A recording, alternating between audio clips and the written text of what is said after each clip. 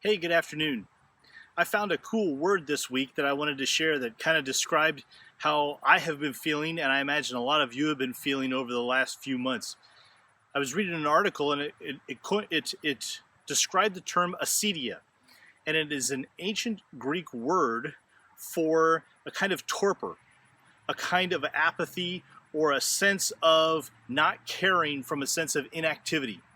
And it really helps me to be able to find a word to describe something that I'm feeling that I haven't been able to describe before.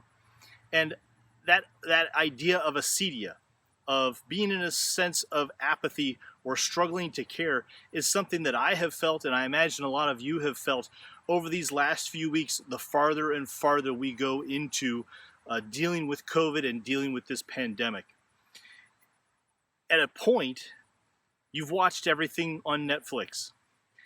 There's something about the fact that the Zoom calls with friends, whether they're a social thing or a business thing, have kind of lost their tone, their value.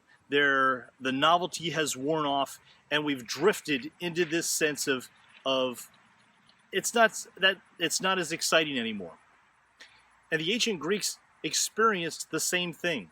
Whatever it was that they dealt with, whether it was their own version of a pandemic or their own version of some form of having to be isolated and alone and drifting into that sense of not caring.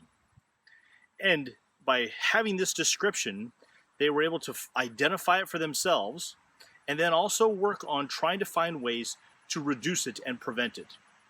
And part of that solution for the ancient Greeks was to stay connected, to renew the effort of being with each other, caring about each other, staying connected, whatever that, in whatever way that is, by that finding that value in each other, reduced that acedia and that sense of apathy.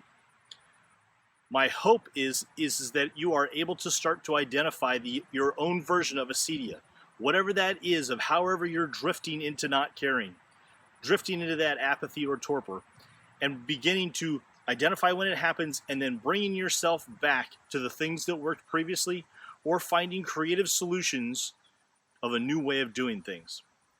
Take some time and watch this week. Are there places where it's drifting for you, where things that were valuable to you before have kind of lost that value?